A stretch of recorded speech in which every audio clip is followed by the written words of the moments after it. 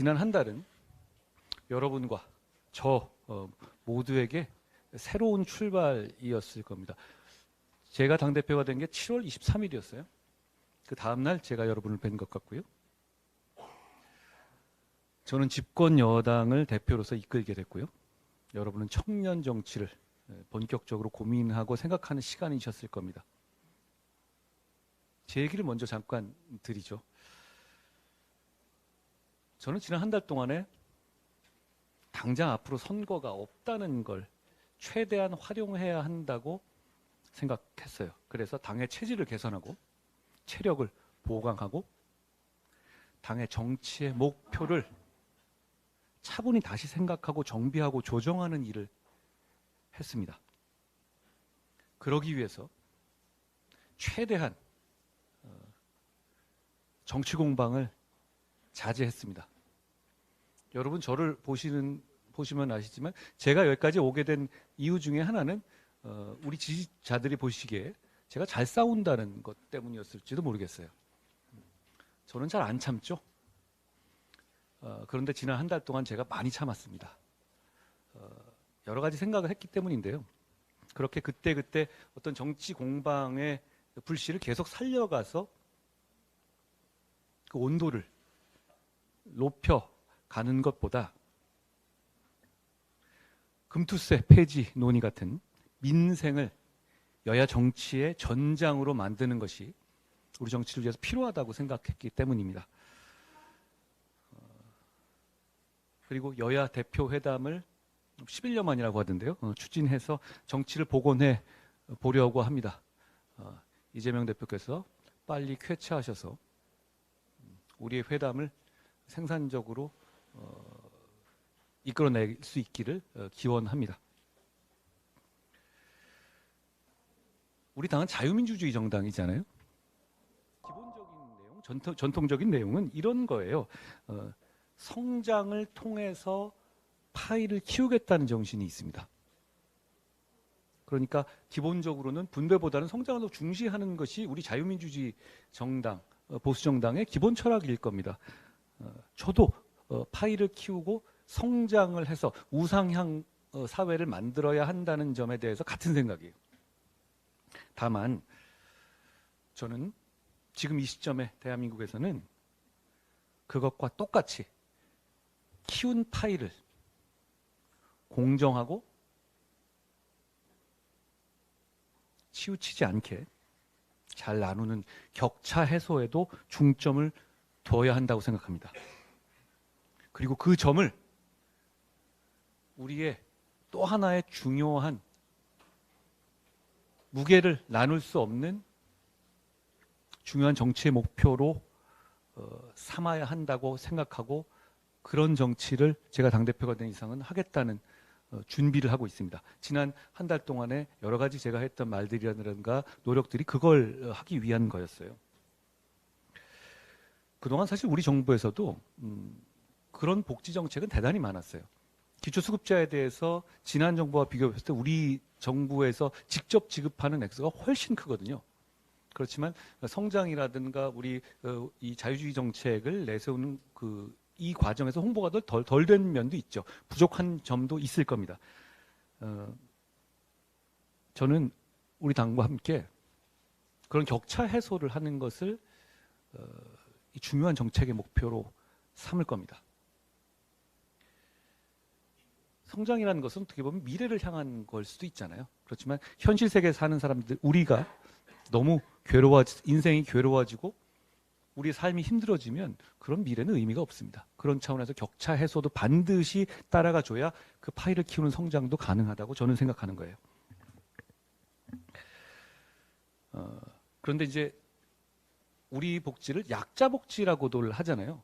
그것과는 좀 다릅니다. 복지는 약자에게도 많이 가야 하는 건 당연하지만 약자만을 위한 것이 복지여서는 안 됩니다. 저희가 말하는 격차 해소는 순전하게 약자만을 위한 복지를 말하는 것은 아닙니다. 꼭 필요한 곳, 우선순위를 둬야 될 곳에 집중해서 정교하고 과감하게 하겠다는 것이 저희 격차 해소 이 정책의 핵심이라고 말씀드립니다. 어찌 보면 말이죠. 격차 해소는 게 달을 본 것과 같다고 생각해요. 격차 해소란 말 자체는 명징하잖아요. 그거 반대하시는 분 있어요? 없을걸요. 그런데 멀리 있고 뚜렷하게 보이지만 과연 저기 갈 수 있을까?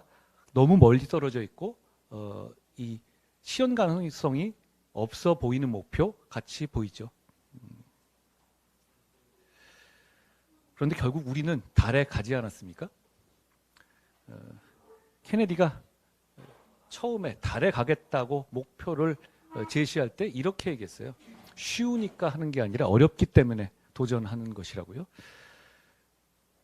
물론 그 케네디는 달에 가는 것을 보지 못하고 죽었죠. 뭐 그렇지만 그게 상관이 있겠습니까? 그 목표를 우리가 분명히 할 것이고 우리도 역시 어렵지만 그 격차 해소란 목표를 해내기 위해서 도전하겠습니다. 정교하고 과감하게요. 여러분의 얘기를 해보죠. 저의 한 달은 그랬습니다. 여러분은 어떠셨습니까? 제가 아까 우리 정성국 이 의원께서 교총회장을 하셨던 선생님 출신이라는 걸 아시죠?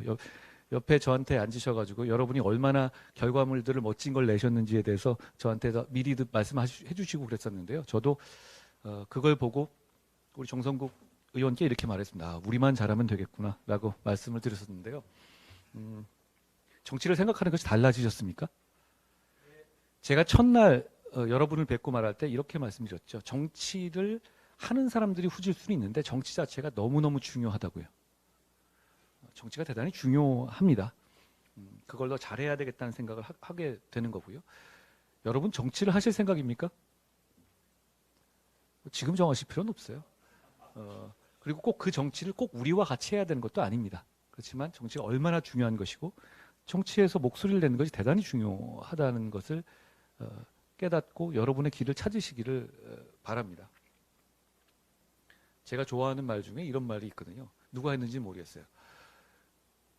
우물을 깊이 파려면 넓게 파야 한다 라는 말입니다. 뭔가 하나 미리 길을 정해놓고 막 가다 보면 항상 이 돌더미에 부딪히게 되더라고요. 저는 그랬습니다. 넓게 파두고 그 과정에서 깊은 우물을 파게 되시기를 바랍니다. 여기 모인 저희들도 우리 지금 이 자리에서 우물을 깊고 넓게 한번 파보겠습니다. 언젠가 우리가 같이 만날 수 있게 되기를 바랍니다. 정치라는 게 저는 그렇게 생각해요. 단순하게 생각하면 저는 너의 정치의 목표가 뭐냐라고 하면 단순하게 쉽게 이렇게 갑니다. 아, 저는 나라가 잘 됐으면 좋겠습니다. 여러분도 같은 생각 아닙니까? 그러니까 여기에 이 여름에 이 인기 없는 보수 정당의 청년학과에 오신 거 아니겠어요? 그리고 거기 더 하나가 더 있습니다. 나라가 잘 됐으면 좋은 걸 떠나서 정치를 하는 사람들은 그걸 남의 손에 맡기고 기대하고 관망하는 것이 아니라 내 손으로 하겠다는 의지인 것 같아요. 저희는 그게 있습니다. 여러분은 그게 있으십니까? 저는 있어 보이십니다. 결국 그래서 우리가 그 마음으로 각자의 위치에서 우물을 한번 넓고 깊게 파봤으면 좋겠습니다.